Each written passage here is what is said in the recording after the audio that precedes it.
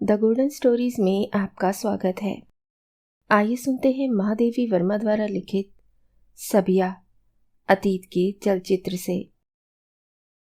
सबिया न शबनम का संक्षिप्त है न शबरात का। वह तो हमारे पौराणिक सावित्री का अपभ्रंश है।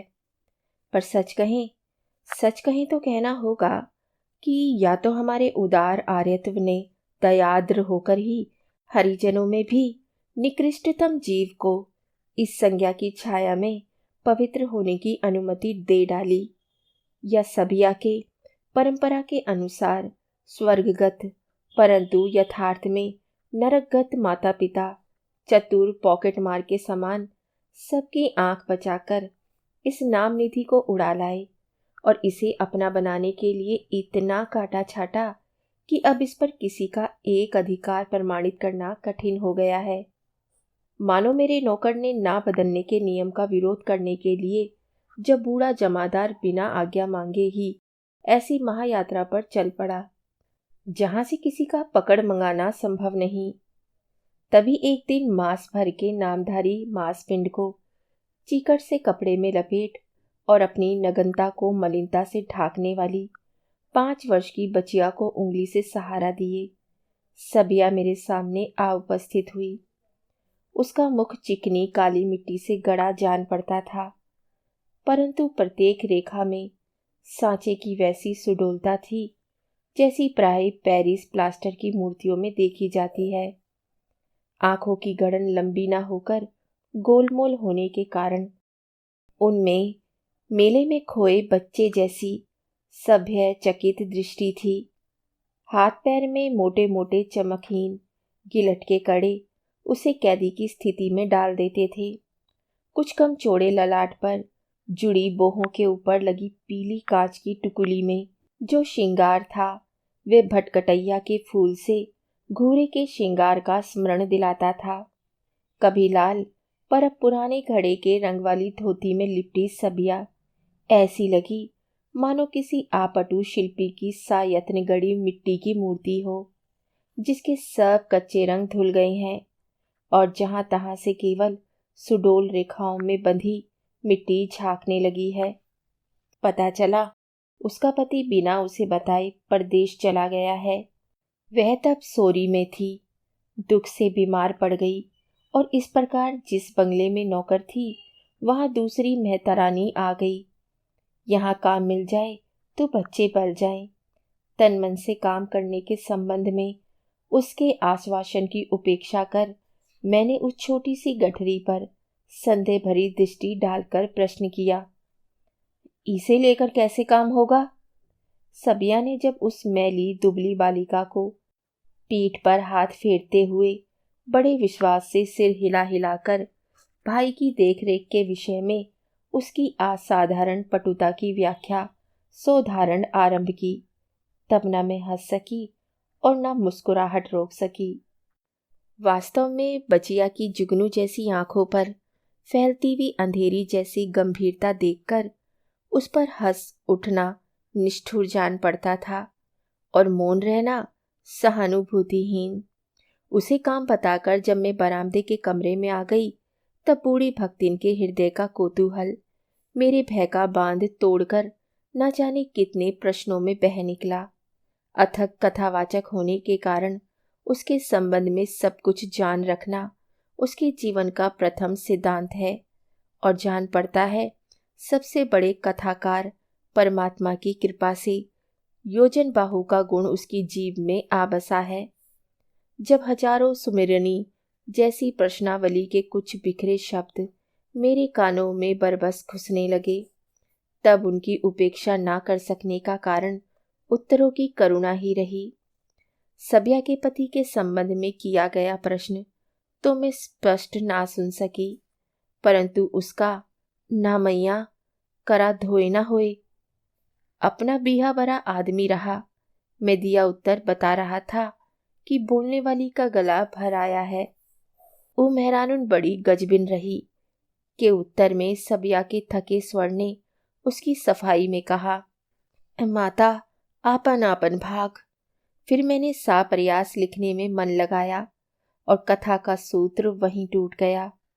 धीरे धीरे पता चला कि सबिया का पति सत्यवान का किसी प्रकार भी अपभ्रंश नहीं है। इतना ही नहीं, वे अपने निरर्थक मेकू नाम के समान निरर्थक भी नहीं हो सका। एक दिन अपने जाति भाई की नई वधू को लेकर वह न जाने कहाँ चल दिया, और वह भी ऐसे समय जब सबिया 3 दिन के शिशु को लिए पड़ी थी। तब से न सबिया ने उसकी आशा छोड़ी और न उसका कोई समाचार मिला। बेचारे जाति भाई ने प्रतिशोध लेने के साथ साथ उजड़ा घर बसा लेने के लिए जो प्रस्ताव सबिया के सामने रखा, उसे अस्वीकृत ही होना पड़ा। अंत में उस बेचारे ने दूध का जला मट्ठा भी फूक फूक कर पीता है के अनुसार एक बूढ़ी विधवा भाभी को अपने घर की लक्ष्मी बनाकर निश्चितता की सांस ली। ऐसी सबिया को सब झक्की कहने लगे तो आश्चर्य क्या, परंतु मुझे तो उनमें काम करने की धुन के अतिरिक्त किसी प्रकार की झक का पता न चला। सवेरे ही नीम तले ककरीली धरती पर एक फटा मैला कपड़ा डालकर वे बच्चे को लिटा देती और कुछ निगरानी करने और कुछ मक्खियां उड़ाने के लिए बचिया को बैठा आप एक तार तार पिछोरी से कमर कसकर झाड़ू संभालती। फिर कंपाउंड के एक छोर पर झाड़ू के छरछर संगीत के साथ हवा में उड़ती सी सबिया का नृत्य आरंभ होता और दूसरे छोर पर कभी विरासन कभी योगासन में बैठकर छोटे छोटे हाथों से मक्खी उड़ाती और कभी एक पैर से कभी दोनों पैरों से कूद फांद कर कोवों को डराती हुई बचिया का रूपक विस्तार पाता। माँ के दुबले शरीर में सूखी लकड़ी की कठिनता ना होकर हरी टहनी का लचीलापन रहता था, जो दुर्बलता से अधिक जीवन का परिचय देता है, और बालिका के सूखे शरीर में नए पत्ते की चंचलता ना होकर पाले से खिल न सकने वाले बधे किशले कोरक का अवश्य हिलना डुलना था, जो विकास का सूचक ना होकर जड़ता का परिचय देता है। मेरी खिड़की के सामने वाला नीम ही बचिया का रंगमंच था और मेरी कुतिया छात्रावास की पूसी जैसे महत्वपूर्ण दर्शकों का तो वहां स्वागत होता ही था। साथ ही परदेसी कौवे, अज्ञातनामा चिड़िया और नीमवासिनी पड़ोसिन गिलहरी की आव भगत में भी कमी न थी। परंतु बचिया की सरल सतर्कता को देखकर यही जान पड़ता था कि कुतिया से लेकर चिड़ियों तक और गिलहरी से लेकर मक्खियों तक सब उसके दुलारे भाइयों को उठा ले भागने के लिए आकुल हैं। कदाचित उन छद्मवेशी लुटेरों को समझाने के लिए ही वे बिल्ली की म्याऊं म्याऊं से लेकर चिड़ियों की चूं चूं तक न जाने कितनी भिन्न भिन्न वाणियों में बोलती और सबके अंत में संधि के शंखनाद के समान 1 पैसे में खरीदी हुई पिपीहरी बजाती।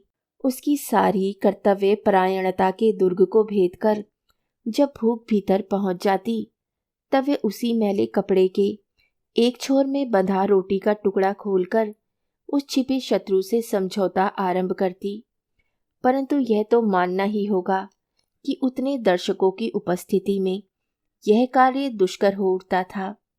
एक बार जो ही उसने मुर्गे के स्वर में कुछ उपालंब देने का उपक्रम किया, त्यों ही विद्रोही कौवा उसका भूख से लड़ने का एकमात्र अस्त्र छीन भागा।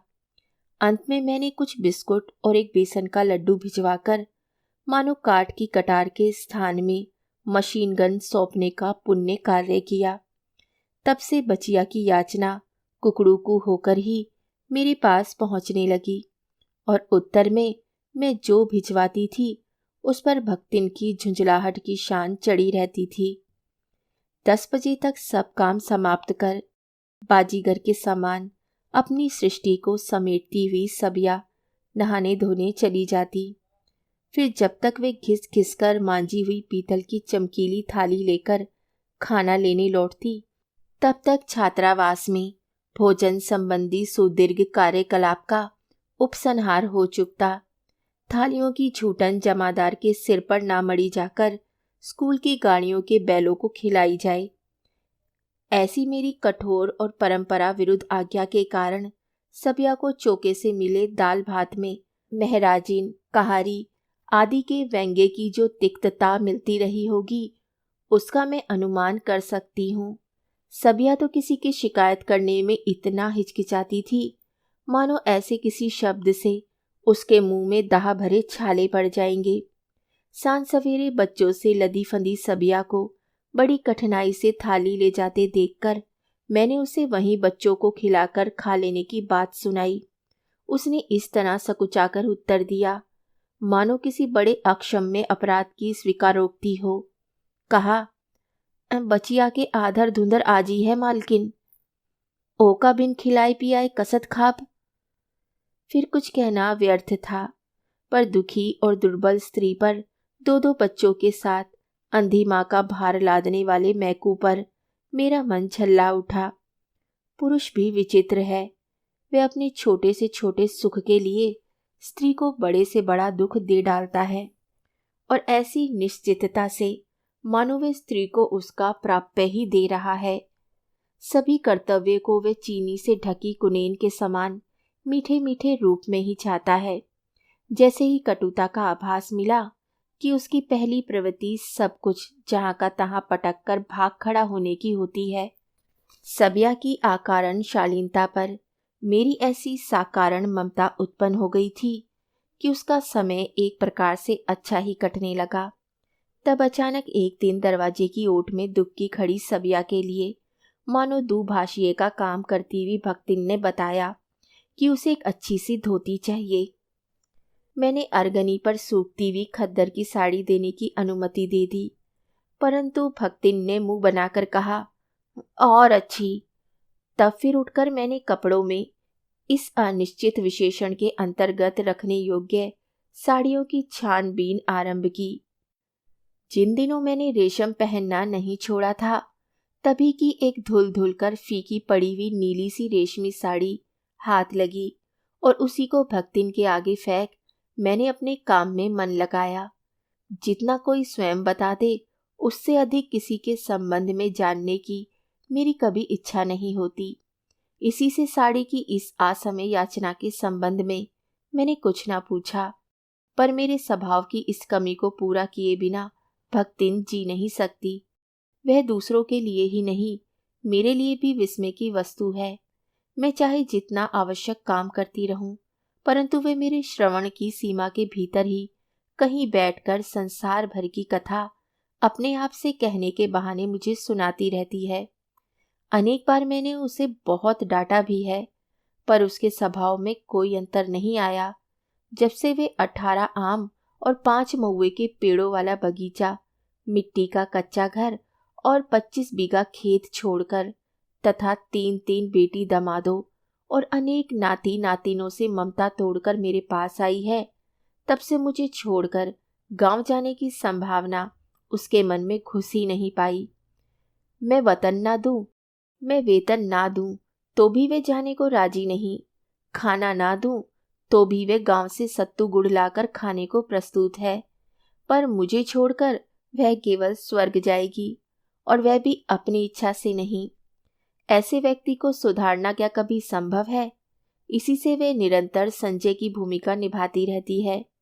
केवल इतना ही है कि महाभारत का संजय अंधे धृतराष्ट्र के पूछने पर युद्ध का समाचार देकर उन्हें आंखों का सुख देता था, और इसकी अनपूछी संसार कथा के लिए मुझे प्राय बहरा बनने का दुख भोगना पड़ता है। हाँ, तो भक्तिन से पता चला कि मैकू लौटा तो गेंदा के साथ, पर उसे स्टेशन के किसी जमादार के घर अतिथि बना आया।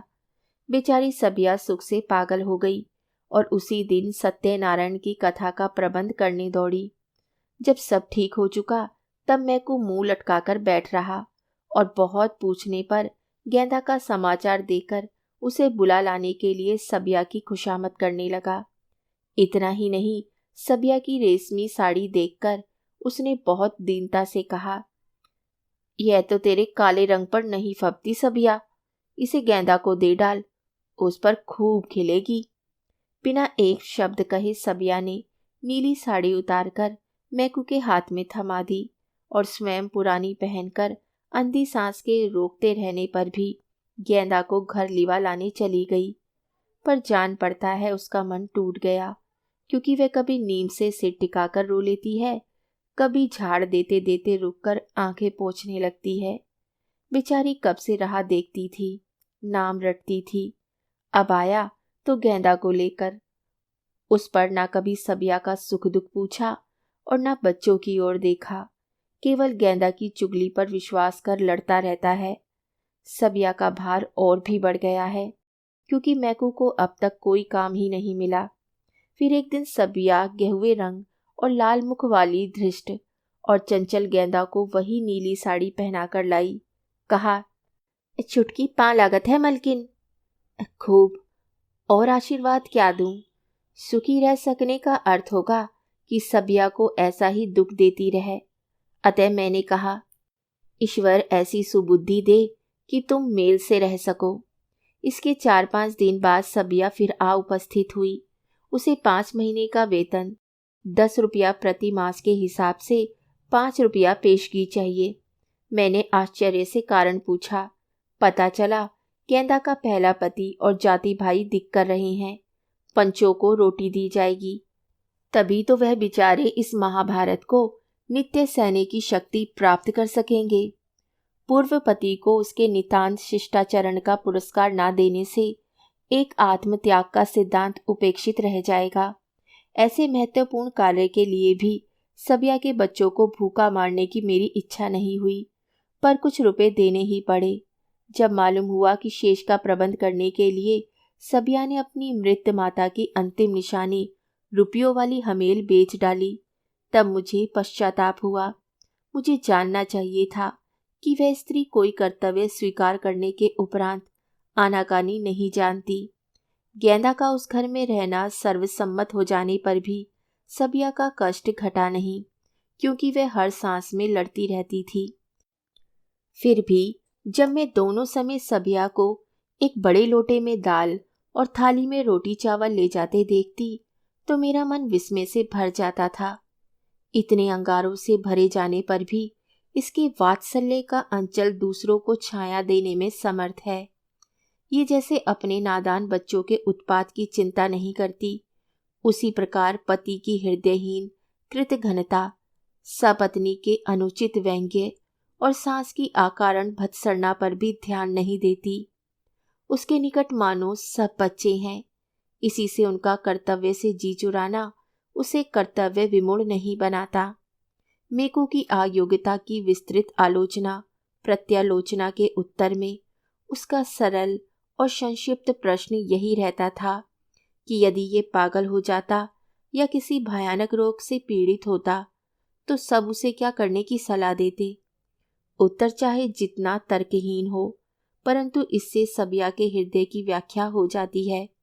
वे उन महिलाओं में नहीं है जो पति के हल्केपन को उसके बंगले, कार, वैभव आदि के पासंग रखकर भारी कर सकती है। उसकी गणना ना उनमें हो सकती है जिनके यातना मंदिर के द्वार पर स्वयं धर्म के कठोर और सजग पहरेदार हैं, और ना उनमें जिनके उद्भ्रांत मस्तकों पर समाज की नंगी तलवार लटकती रहती है। वे तो सब प्रकार से निष्कृष्टतम प्राणी कही जाएगी। फिर इस पारस की उपस्थिति, जिसके स्पर्श से कैसे भी लोह का आवरण सोना हो सकता है, किस प्रकार समझाई जावे। इतने वर्षों में मैंने एक दिन ही सबिया को हताश देखा। मेकू और गेंदा किसी गांव में मेला देखने जाकर लौटे नहीं थे, तभी पास के बंगले में चोरी हो गई। ऐसी स्थिति में दूसरों के अपहृत धन से साहूकार बने हुए बड़े आदमी अपने नौकर चाकर ही नहीं, आसपास के दरिद्रों को भी कैसे कैसे पशुओं के हाथ सौंप देते हैं, ये कोई नहीं जानता। उनको चाहे गए धन में से एक कौड़ी भी वापस ना मिले, पर अपने विक्षिप्त क्रोध में वे इन दरिद्रों के जीवन की बची कुची लज्जा को भी तार तार करके फेंके बिना नहीं रहते। अपने पकड़े जाने की संभावना से मृतप्राय सबिया जब मेरे सामने अब हमार पतना बची मलकिन कहकर चुपचाप आंसू बरसाने लगी, तब उसकी व्याथा ने मेरे हृदय को एक विचित्र रूप से स्पर्श किया। समाज ने स्त्री मर्यादा का जो मूल्य निश्चित कर दिया है, केवल वही उसकी गुणता का मापदंड नहीं, स्त्री की आत्मा में उसकी मर्यादा की जो सीमा अंकित रहती है वे समाज के मूल्य से बहुत अधिक गुरु और निश्चित है। इसी से संसार भर का समर्थन पाकर जीवन का सौदा करने वाली नारी के हृदय में भी सतीत्व जीवित रह सकता है और समाज भर के निषेध से घिरकर धर्म का व्यवसाय करने वाले सती की सांसें भी तिल तिल करके अस्थि के निर्माण में लगी रह सकती है। अंत में सबिया पर आई विपत्ति किसी प्रकार टल गई। इस संबंध का कैसे कैसे उसकी कथा से संबंध नहीं रखता। इसी सलज और कर्तव्यनिष्ठ सबिया को लक्ष्य करके जब एक परिचित वकील पत्नी ने कहा, आप चोरों की औरतों को क्यों नौकर रख लेती हैं, तब मेरा शीतल क्रोध उस जल के समान हो उठा जिसकी तरलता के साथ मिट्टी ही नहीं पत्थर तक काट देने वाली धार भी रहती है। मुंह से अचानक निकल गया, यदि दूसरे के धन को किसी न किसी प्रकार अपना बना लेने का नाम चोरी है तो मैं जानना चाहती हूँ कि हम में से कौन संपन्न महिला चोर पत्नी नहीं कही जा सकती।